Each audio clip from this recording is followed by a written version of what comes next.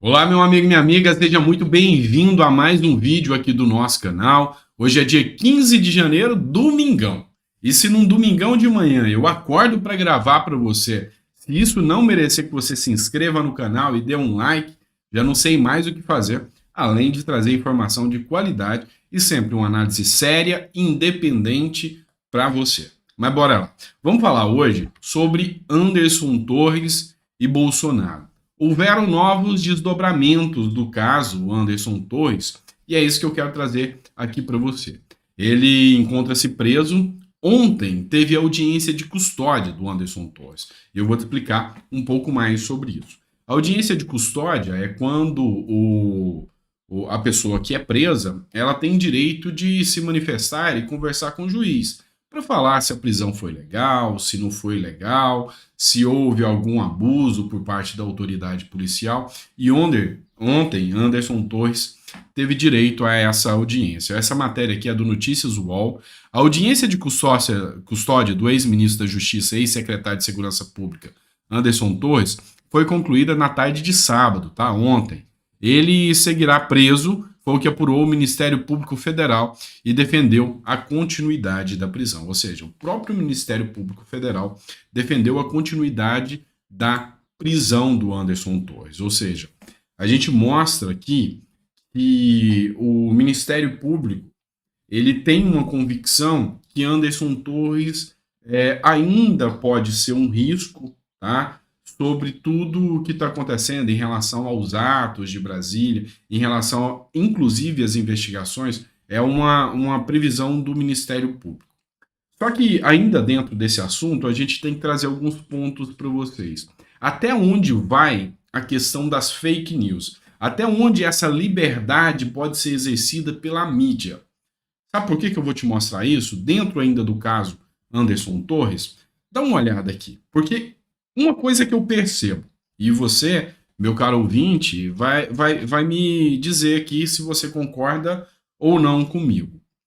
Muitas das decisões tomadas hoje pelos órgãos públicos baseiam-se, tomam como reflexo as matérias que são dispostas na mídia. Servem como verdadeiras provas irrefutáveis e incontestáveis daquilo que está acontecendo. E essa matéria publicada no UOL, tá? Do Thales Faria, e aqui é por onde eu te digo que não sou um canal de notícia, sou um canal de análise, foi veiculada já há alguns dias, tá? Já tem uns 4 dias que essa matéria foi veiculada. E ela fala que o Planalto foi informado de que o Bolsonaro e Anderson Torres tinham se encontrado lá nos Estados Unidos um dia antes, tá?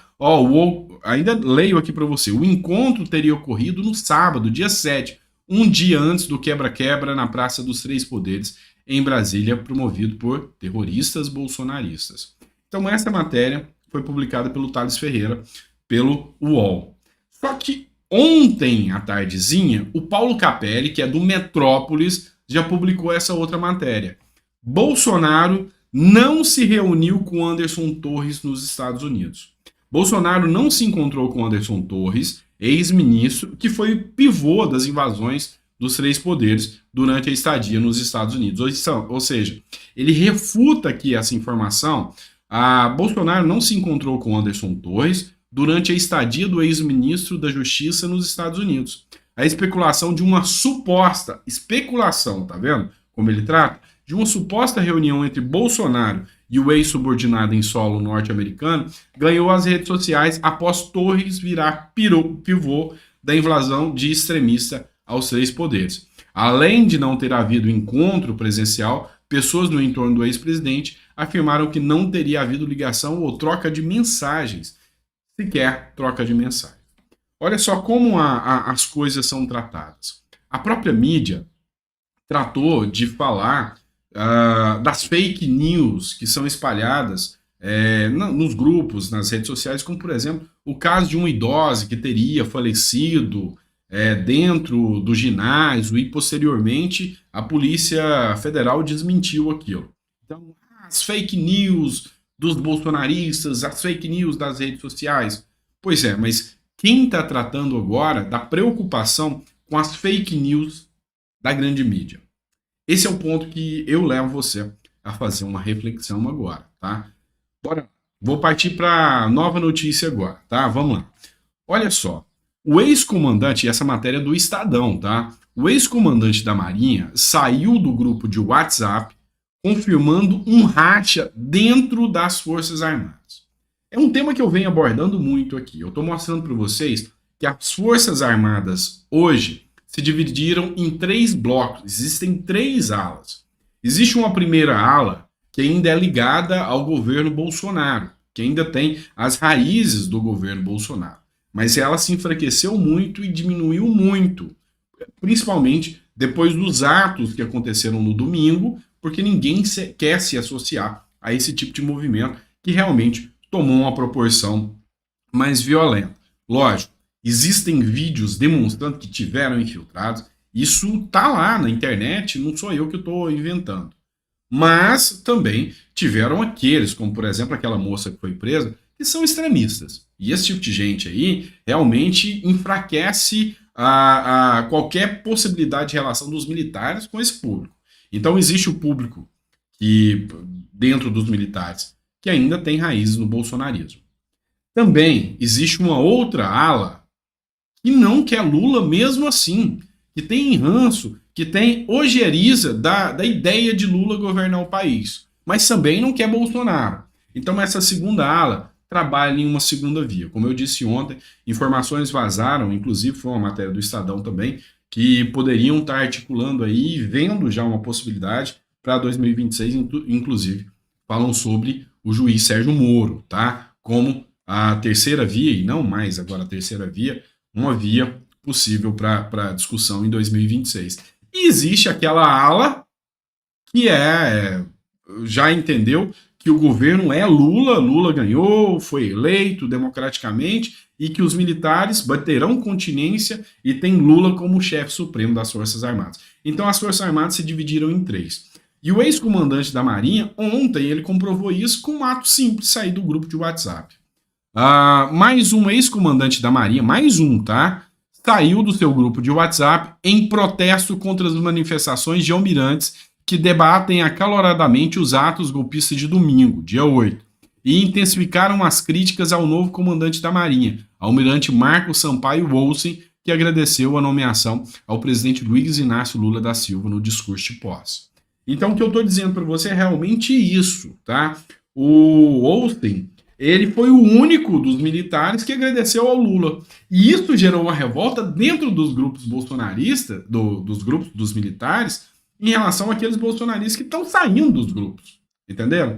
Então, é nítido o racha entre os militares e o governo Lula. Não tem nem o que se falar. Mas agora eu vou trazer um ponto interessante para vocês. Vamos falar agora sobre Lula ainda, Luiz Inácio Lula da Silva.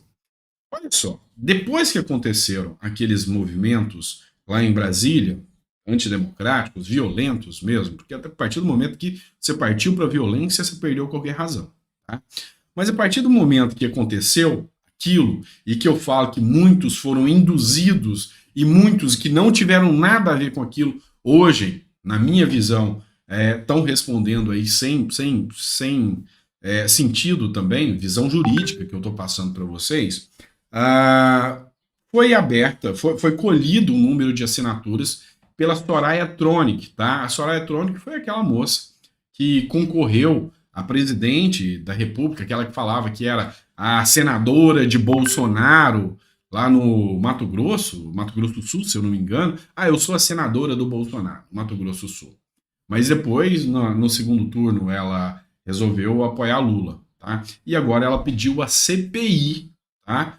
Para apurar os atos de domingo. E é lógico, a CPI tem um intuito de investigar tudo aquilo, mas ela é muito mais política do que qualquer outra coisa. Ou seja, é um momento em que os políticos vão querer aparecer e aparecer muito.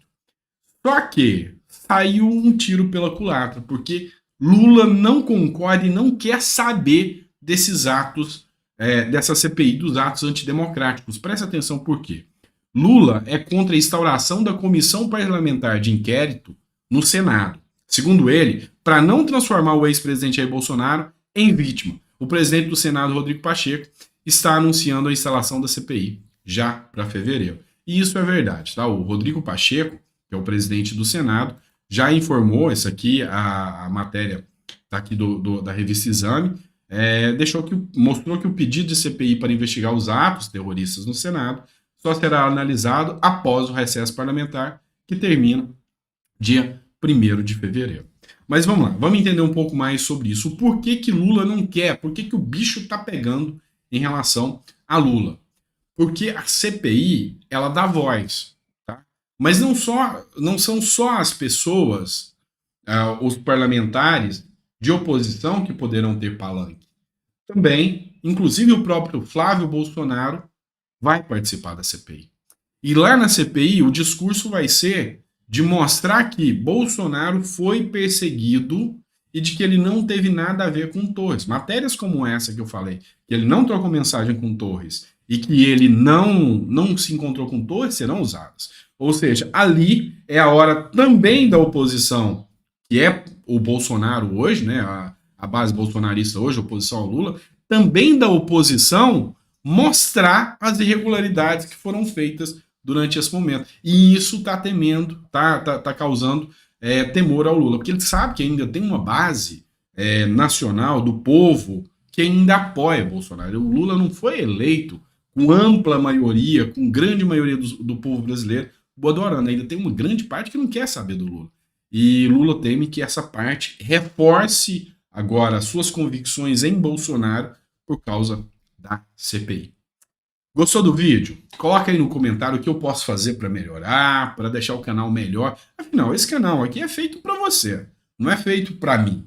É você que me diz a forma que eu tenho que trazer aqui o conteúdo, tá? Eu fiz uns vídeos sem aparecer a cara, o pessoal reclamou. Tá aqui, ó, domingão, cara inchada, mas eu tô gravando para vocês. Coloca no comentário o que a gente pode melhorar, o que você tá achando do conteúdo e como a gente pode ir aprimorando sempre. Lembrando a você que o nosso canal aqui é um canal de análise, tá, pessoal? Eu tento fazer de forma imparcial e vocês percebem isso. Realmente eu faço análise. Aqui, às vezes, eu critico atos do ex-presidente Bolsonaro que foram errados e elogio o que foi certo. Da mesma forma, com o presidente Lula, a gente vai fazer a mesma coisa, mas vai trabalhar com a verdade para mostrar tudo de errado que está acontecendo. E se houverem acertos, a gente mostra também. Tá certo? Um grande abraço no seu coração e que Deus te abençoe e abençoe muito.